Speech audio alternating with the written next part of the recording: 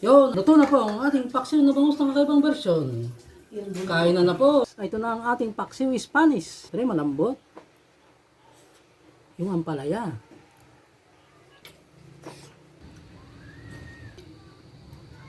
Tubo natin siya. Hindi lumambot ang tinik. Yung talaga maliliit lang talaga.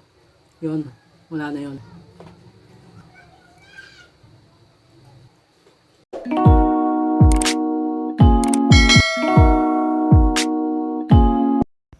Welcome po sa ating channel.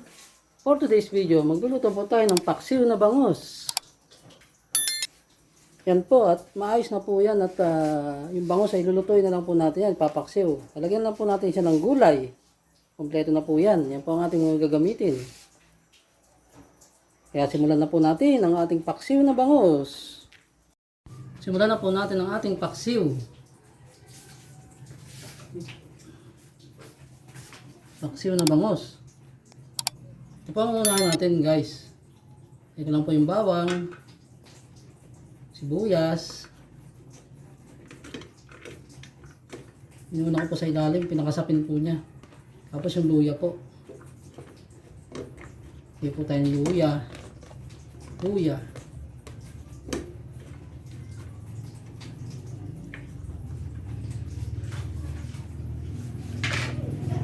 Tapos susunod na po natin dyan kagad yung isda. Sasalansan na po natin dito yung isda.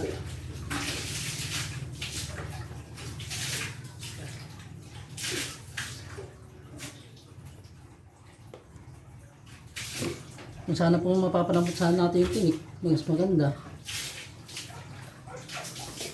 Buwan ko po siyang pakuluin na matagal. Sasabay ko na po itong sili. So, kumpletuhin ko na po siya. Lagyan ko na po siya ng betsin, ng asin.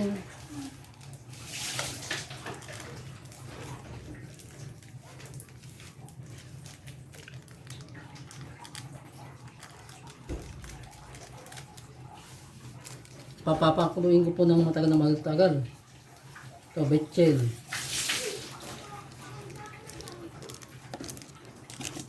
Pamintang pino, paminta,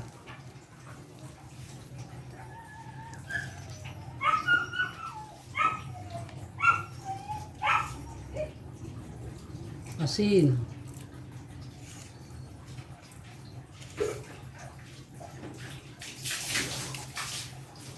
meron pong kakaiba sa ating ngayong paksiw, guys. Lalagyan po siya nitong mantika. May gusto po akong subukan na luto sa paksiw.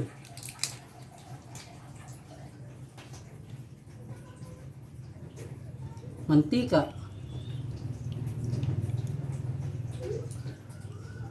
Yan.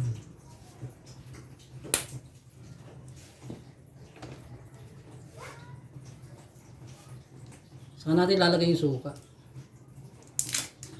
Tapos tubig. Suka.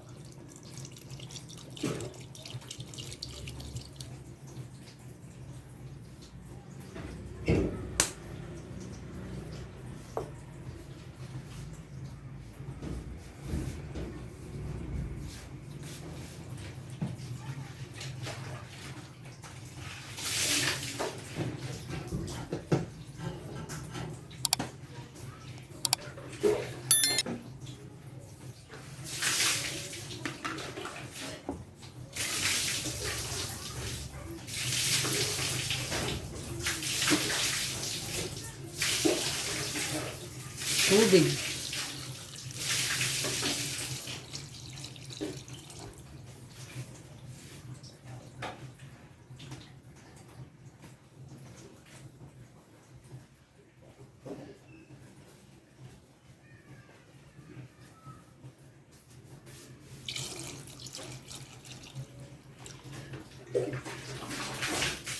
Medyo dadamihan po natin ng tubig.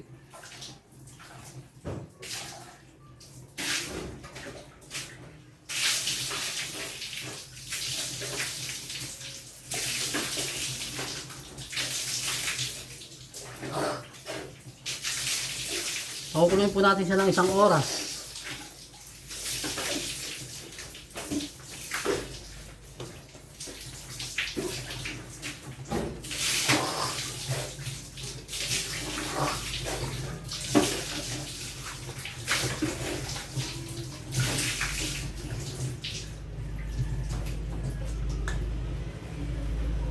Hanggang 2 siguro, 2 oras.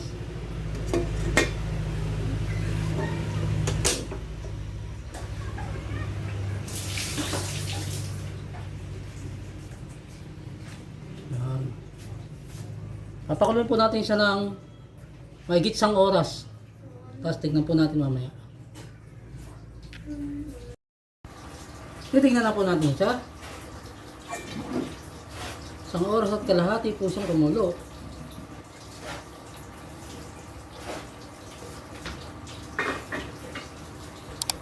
Oras at kalahati po siyang kumulo. Ngayon lalagay na po natin ang gulay natin.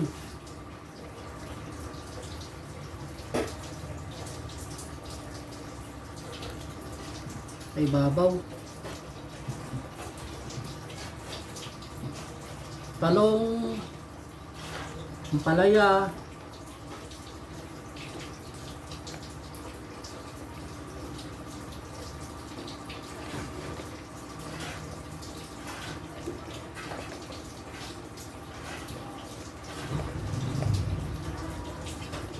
yan po yung talong.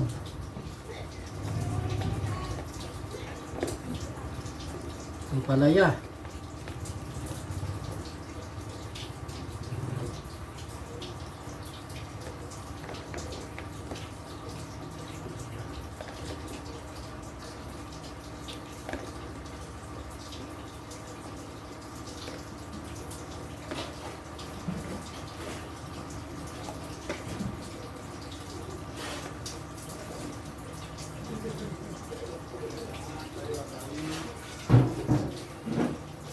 Saka yung ating okra. Okra.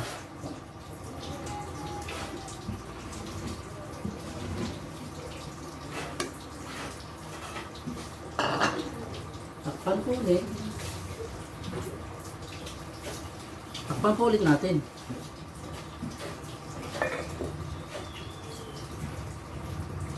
Nga po, luto na po yan pagbukas po natin. Titingnan na po natin. Yun ang ating paksiw na bangus. Nakakaibang version.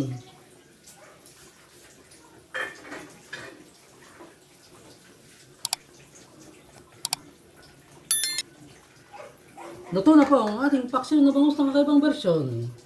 Kain na po. Kain po tayo. Kain tayo guys. Ito na ang ating paksiw Spanish. Hindi man natin na kumpleto guys, wala ditong olive oil ay. Titingnan natin kung lumambot po ang tinik ng ating paksiw Spanish. Simulan natin sa mga kagulayan, tulad ng okra. Siyempre malambot.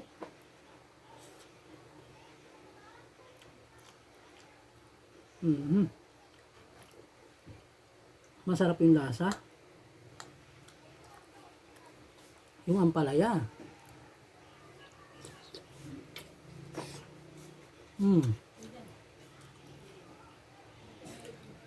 Yung ampalaya, hindi mo talaga malasahan na siyang ampalaya.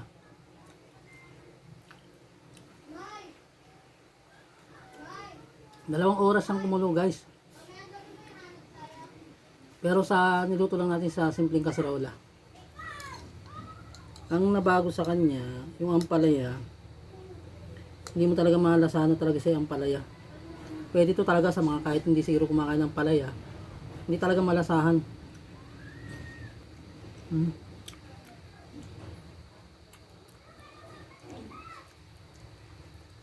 Naglasang ginisa siya guys. Kaya nga mantika eh. Ang nalagay lang natin dito ay simpleng mantika. Kasi nga walang olive oil dito. Walang itong klaseng olive oil wala ako eh. Nilagay ko lang talaga yung mantika na pangkaraniwan. Yun lang, bawang, yung sibuyas at luya.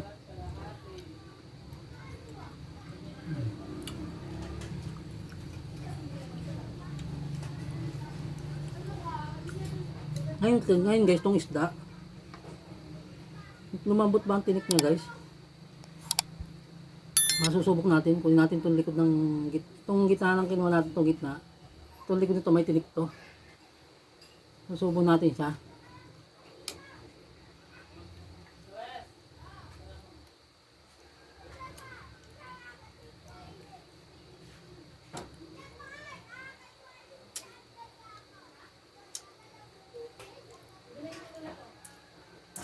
Hindi lumambot ang tinik.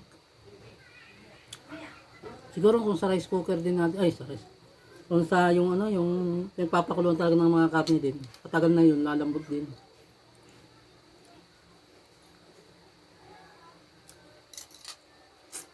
Hindi nga lumambot ang tinik. Madali siyang hatiin sa kutsara. Pero pag sa bibig mo na, matigas pa rin yung tinik. Yung bata hindi pa talaga makakain. Hindi siya yung lumambot. Hindi pwede sa ganun lang talaga.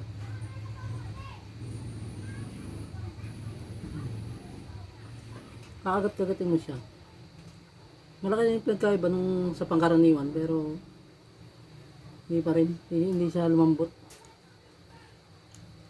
Yung talaga maliliit lang talaga, yun. Wala na yun. Malalaking tinik na natira. Pero at least okay yan. Masarap ng lasa. Ngayon tinik maliliit wala. Kasi ang bangos matinik to eh. Dito wala yung maliliit niya. Yung maliliit talaga. Yung parang sobrang liliit niya. Marami yun eh. Sa mga laman-laman. Yun, lumambot. Pero yung medyo malalaki na, wala. Yung gitna.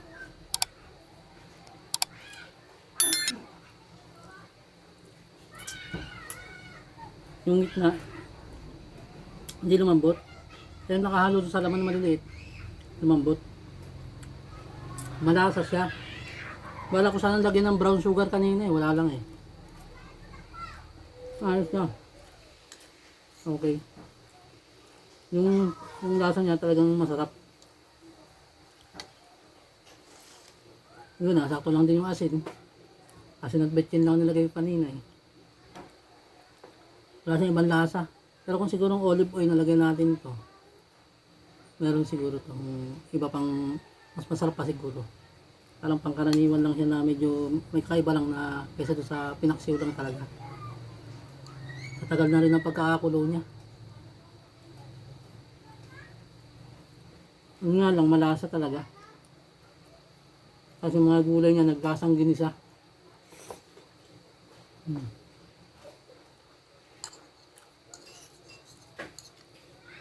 Lagyan lagay natin ng mantika marami.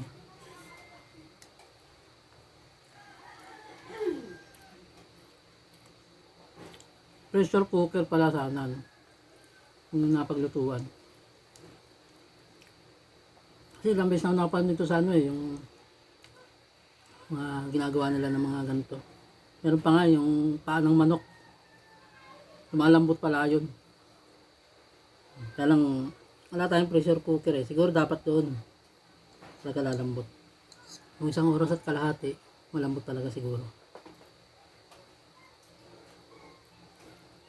Siguro sa pangkaraniwang kaserola, masahaba ano pa siya yung pagluluto.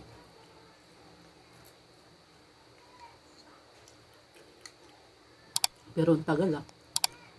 Ang tagal din yung niluto.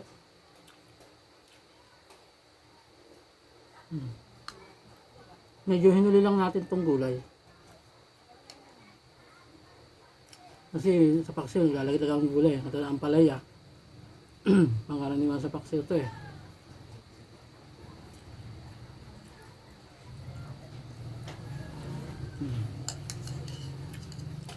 Ang sarap ng lasa. Yung sabaw niya, napakalapot. Dala na rin siguro ng mantika nga talaga.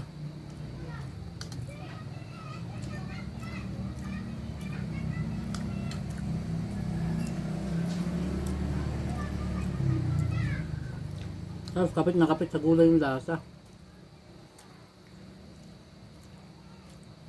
Doon talaga kumapit. Saka doon sa isda.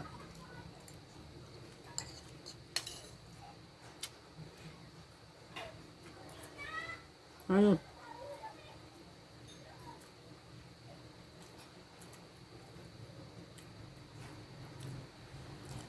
Mas madali lang himayin yung bangus ngayon.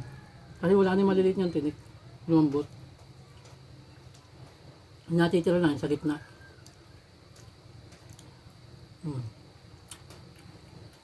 Lumambot maliliit yung tinik. Yung nakahalo sa mga laman. Lumambot yun. Yung malalaki hindi na kinaya.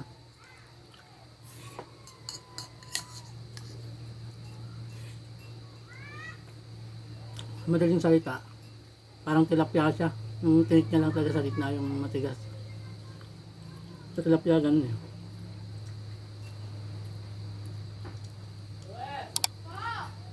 Ang bangus kasi, maraming tinik yan kahit sa mga laman ba.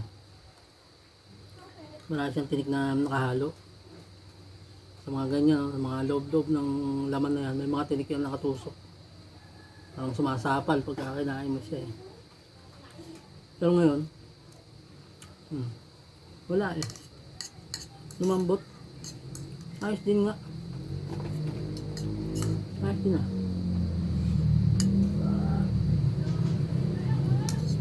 Minsan gano'n lang eh. Nagayain ko na lang yung mga napapanood ng mga sabi ng vlogger na iba. Diba? Ang galing din.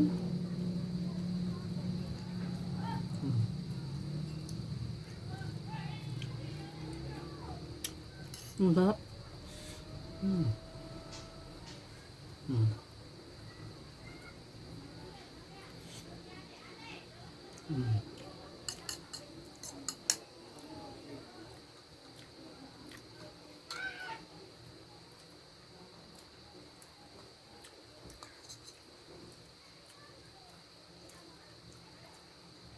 Wala itong tinik. Sigurado.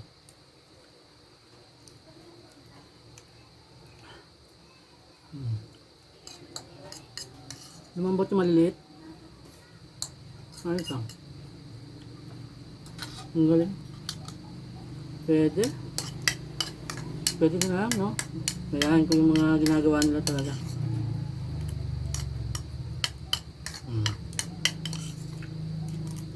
Diba? Madali na siyang himayin ngayon. Yung gitna ng tinik lang tatanggalin mo sa kanya. Diba?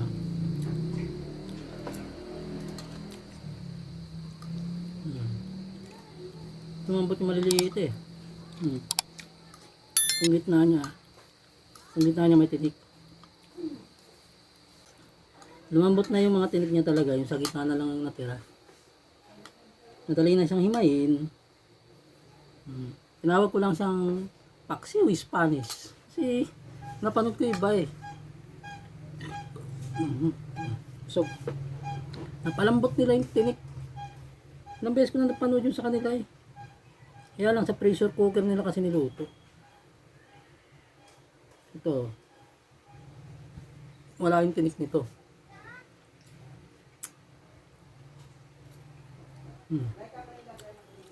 Wala yung mga tinik na maliliit ba? Yung mga, marami kasi maliliit na tinik eh. Lumambot. Yung natira na itong sa gitna talaga. Ito, may tinik to ayo. Ito, may tinik to. Malalaki na to, hindi talaga nadali. Yung sa lahat na niya.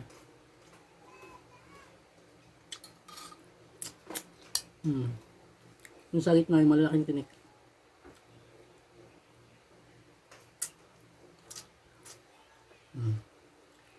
Yun lang. Pero yung maliliit na nakaano sa halaman, nakasama.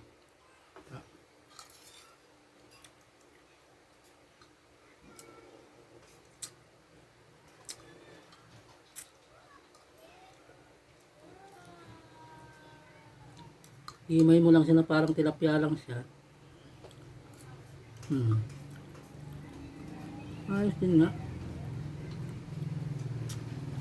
Akala ko nadali lahat eh. Akala ko lumambot lahat talaga eh. Hindi pala.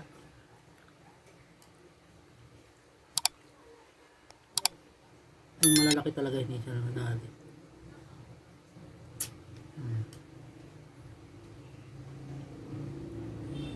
Yun lang, nung natinik lang na yung sa gitna. Yun lang yung himayin mo.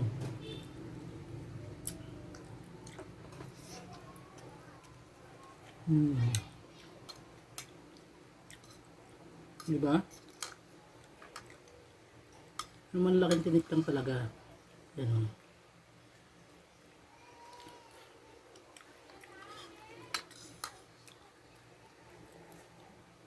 Mas madali pa rin siyang kainin.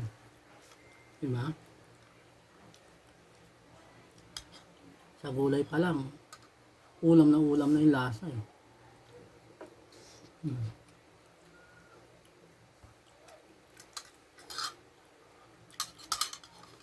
Ang sabaw niya talagang mantika.